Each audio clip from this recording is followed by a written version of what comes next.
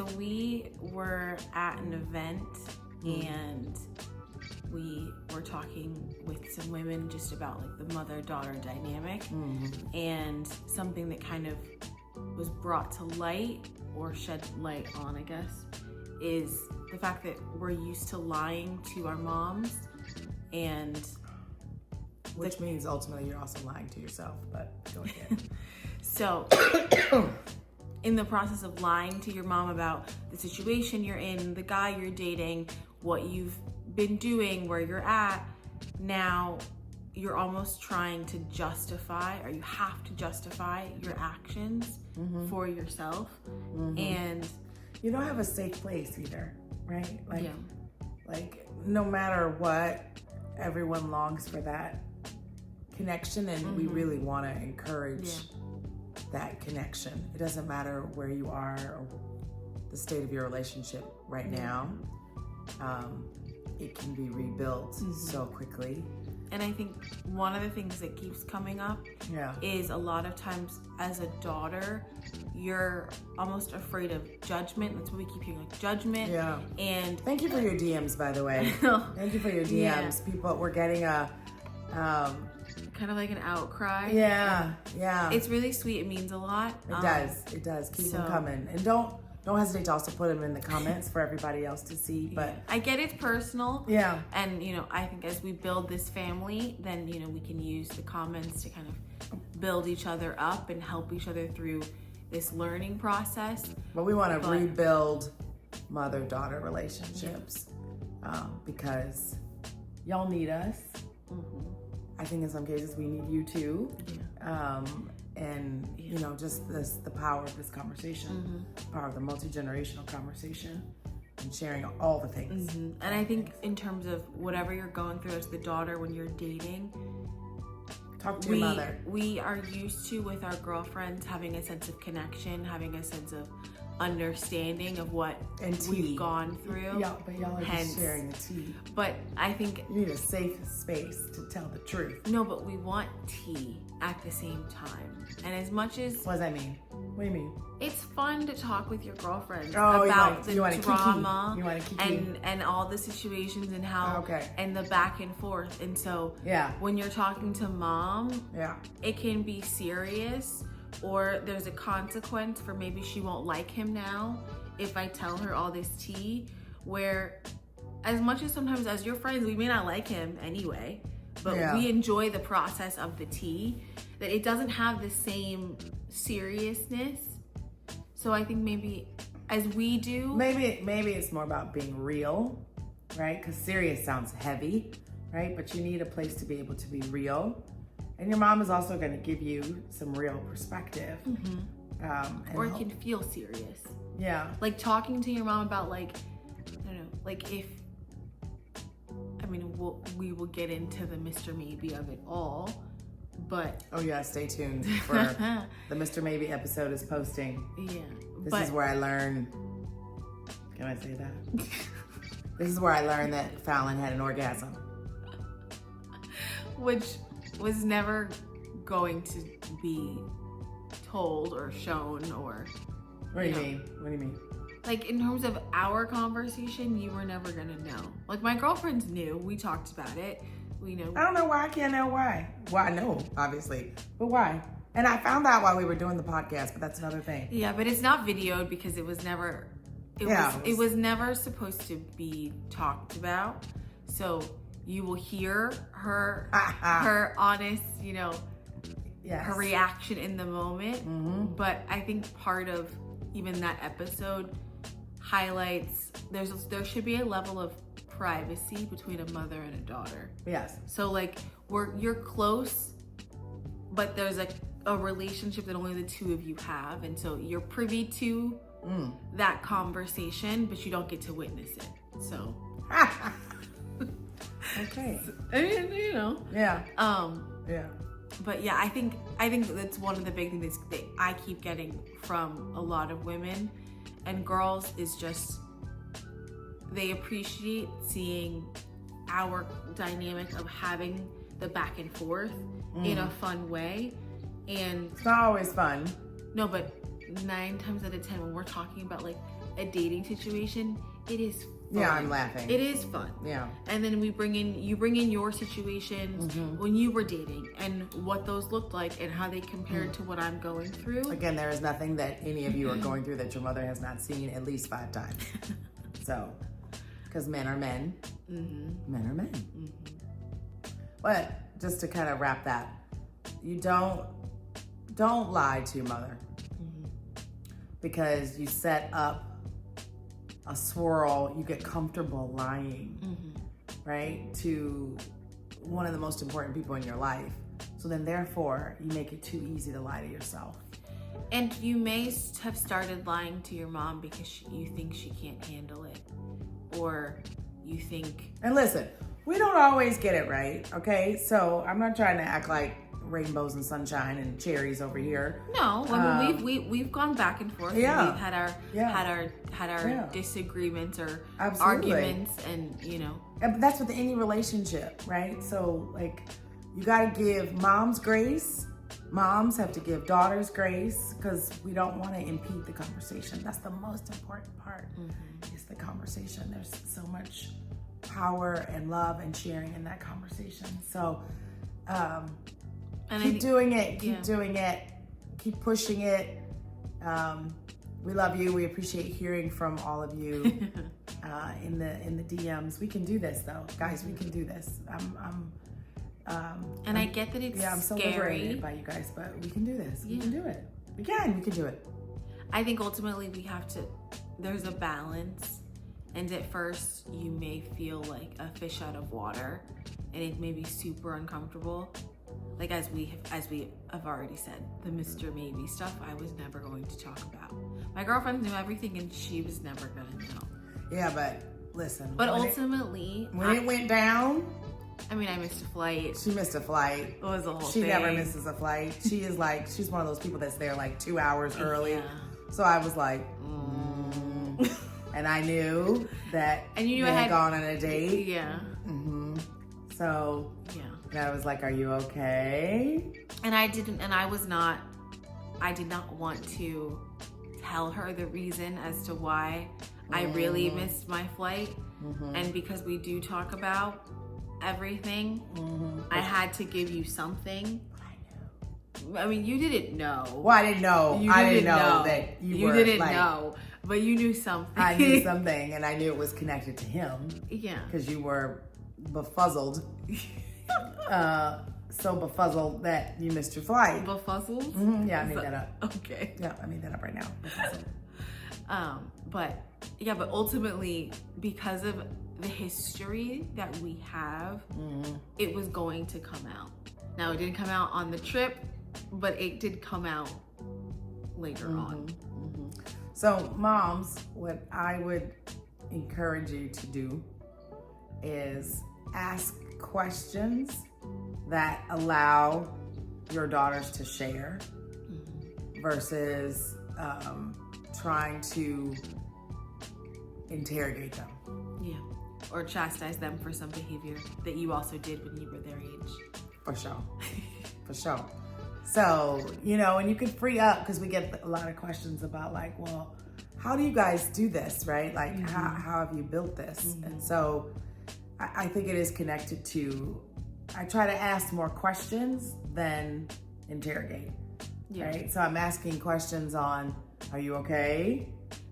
As you have always said, you're helping me to process and discern the relationships or the guys that I'm dating and figuring out what I need and want and where I am in the process versus saying, no, he's not it for you. No, I don't like him. Even though I have an opinion. Even though you I usually know right away, right? Yes. Like this ain't the one. But this ain't gonna last. But you let me. But I let you get there. You let me get there in my own time. Yep. And you ask questions in a way that I have to think about things. And in the moment I may be defensive because I'm like, why are you asking that? I like him. Yep. Or why are you saying that? And you're like, I'm just asking. I'm just wanting to, make you think about some things. Well. And then at the end of the day, when we do break up, because he's not my person and she is right at the end of the day, I just had to get there on my own. Yeah, you did. And you did. You're not taking that away. And I think sometimes one of the things that my friends also find freeing in our dynamic is that you're not like saying, this is what you must do as my daughter. We have conversations about expectations or your hopes for me, but and it might be going on in my head. Yes. So moms, it'll be going on in your heads, right? Like, but you have to have skin in the game. Yeah. Right? You have to own. Yeah. You have to own it. And I think because if you're doing it for me, you'll be climbing out the window at midnight. Yes. Still, right? Like, and that's going and getting in somebody's car. So, you're just turning off your location when your mom asks where right, you are. Right. Or you leave your phone at the house. More lies. And it starts a level of secrecy versus I can process what I'm going through in the situation and call you and say, hey, Ma, this is what happened. Right.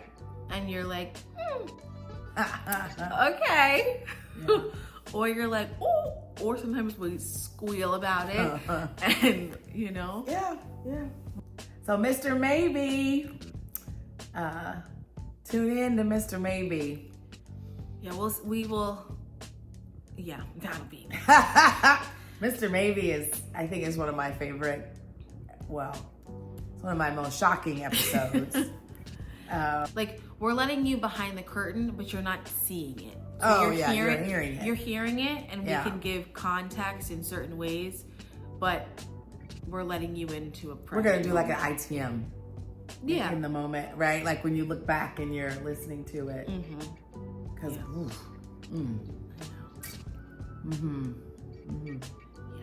I mean, I remember when my girlfriends, when I told them that we recorded that. Oh yeah, what they say? They were like, what? They were like, no, you didn't. Because they all know and, knew that we were going to take that to the grave, Right. We were not going to talk about the situation around you. That did not happen. That didn't exist. Yeah. Yeah. It's an interesting one. Because she is a virgin who has had an orgasm. And people who are not virgins and have not had orgasms. Let's talk about that, okay? Let's talk about that, right? Like this you had an orgasm.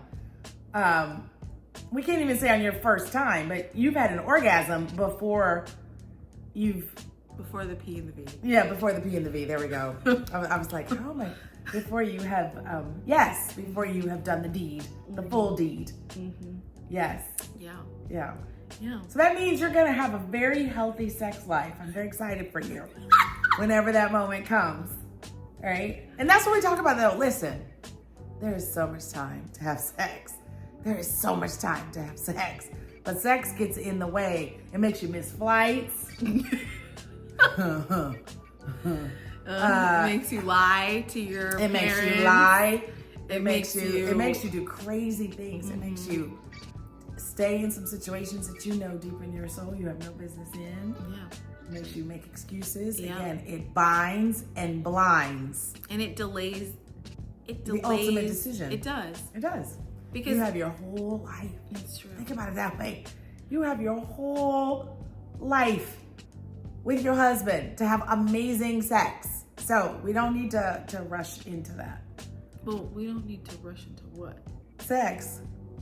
Yes, with the wrong people. No, with anybody other than your husband. That's my point. Yeah. Like, I know. I am old school, but there is a reason for it, right? Like, it goes fast. That's the thing I want people to understand. You're actually prolonging the process by having sex. Again, I met her father. Well, he chased me for 2 years, but that's a different story. But once you dated. But once we dated, right? It was May. He proposed in September. We got married the following August. And now you've been married 28 years. Like, when it's your person, it goes fast. So think of all the stuff you can cut through. How much faster you can discern. Is he the one? Nope. He's the one. Nope. Right? And then when you get to your one, you're like, boom, okay. And through that process, you're learning about yourself. Yes. Because there's so many there's so many things. As opposed to dealing with bozos and staying in those relationships longer. I'm sorry, I cut you off. Right? But, so then you meet him, I like him, I have sex with him, then I get to know him. Then I don't like him. And then I don't like him, but because I've had sex with him, I can't not like him. Well, my body is like conditioned, right, to want to stay with him and make it work because sex binds and blinds. Just think about it that way. Like how much faster you will get through the jokers and get to your big love. You deserve a big, amazing, great love. And it's there for you. It's not. But we got to get to it. And we waste time. But I also think, too, we lose hope through that process. Oh, Lord, because then you're dealing with bozos. We're dealing with bozos and all the stuff. And we build walls because they've hurt us, because they're not your person. But I think we also... And sometimes we marry a person and you're not a person either. That's a different story. No, because, right? Because you want the marriage and you're not looking for the signs. Right. So, again, you get to a point where you're like, I just want to be married. Y'all know those people out there, right? I just want to be married. And then I want the wedding. I want all the things. But you're not fulfilled. It always catches up, guys. It catches up 5 years in, 10 years in, 20 years in. I have a lot of people. I know a lot of people 20 years in, and when I talk to many of my girlfriends, they're like, I should have never married him. Yeah. Really deep in my soul, I should have never married him. That's honestly and the I knew craziest. I shouldn't have never married him. That's the craziest. But I wanted stability. That's the craziest thing. Yeah. As we've talked to so many women. Absolutely. That is a recurring theme. Yeah. That most of the women, all of them actually, every single one of them had a sign. They knew that they were not your person. Deep down that was not who they were supposed to be. They got talked into it. Either they talked themselves into it, the people around them. Sometimes it's your own mama. But let's be better. These are the Let's be better. I like that. Let's be better. I just think it's a moment of we're redefining feminism. Yeah. We're redefining what it means. Yeah. We're not settling.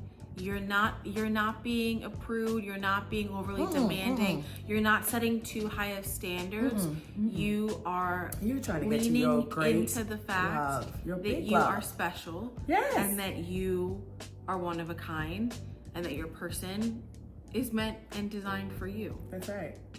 And only he gets access to the cookie. That's all. And then maybe we'll have orgasms. Ooh. Well, you done had one though. So. But for most people that haven't, and I will continue to have orgasms just with the one. Yeah. So, I mean, maybe there's something to that though. You're not having orgasms. You're not having the conversations. You're not in a position or in a relationship with the person. What's interesting too, right? Back to the don't get comfortable lying, right? Lying to your mother, lying to yourself. Lying to him. Lying about him, right? Lying to yourself, I think is the most out of all of those. And saying that I'm supposed to be used to this. That's not a thing. We're in this whole women need, battery operated boyfriends to have orgasms. And you know what? And let's talk about that. Because this whole thing about you gotta try it before you buy it. You were a virgin when you first have sex. I won't know what I'm doing. You didn't know what you were doing. So why do we now have to act like it has to be? Well, listen. You are a virgin, so you have a different perspective on this. So if you have had sex, you now have desires, you now have wants, you now have needs, you have now had multiple experiences, you now have preferences. And so if your person cannot meet your preferences, that is potentially a problem. But then aren't you not willing to have those conversations? And why are we not willing to work through that? Why? I believe that your person will. If it's so important, why are we running and saying, oh no, he's so great except for this? Well, then work on it. Well, Yeah. Like the instruments are the instruments. So sometimes, it's not, you can work with anything. You can work with anything. There is somebody for everybody. You can work with anything. But we are going down a hole now. We're getting lost in flesh. That's what's happening. Yeah. But that introduces a whole new variable, right? And so I get it. I understand if you are sexually active and you have preferences, you are concerned or you have a desire to have those preferences be met. But I think you should be able to talk about that without having to try it out and have the conversation of what your preferences are and will be when you get to that point. I don't think that should be something that's... Well, sometimes it's not quite that black and white. It's not quite that black and white. Like, maybe this is the virgin here, but like, why? Yeah. Why? Well, why can't it be? Because some things are not able to articulate. Some things like in the moment, and there's passion, there's strength, there's size, there are a lot of different variables. And yeah, so not everything, but after you've had it, you definitely know when you've had bad sex. You know that, right? And so to be able to talk about, I agree with you, you can talk about like, okay, let's try to see, but sometimes, like you've had people where you have kissed them and you're like, oh, and you tried and you did not have expectations that was going to get better. Yes. So that it's simple. Now take that and then you add on the entire body. I would argue what if they're a bad kisser, if they can't kiss, like if that's step one. Okay. So if you don't. So you're saying you feel like if you enjoy kissing them, then you're going to enjoy having sex with them? But it's a stepping stone. Like if I can buy that it's a stepping stone. It's a stepping stone. Like you're able to how he grabs you or holds you or doesn't. That doesn't.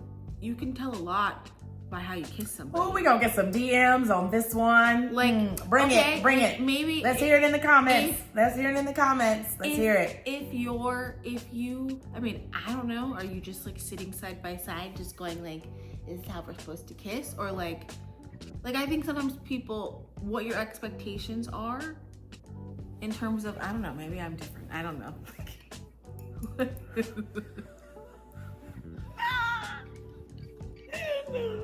Well, I just feel like, because I'm not doing that. Like doing what? Like we're not just gonna be like. Did you just simulate kissing me? I mean, that's not like.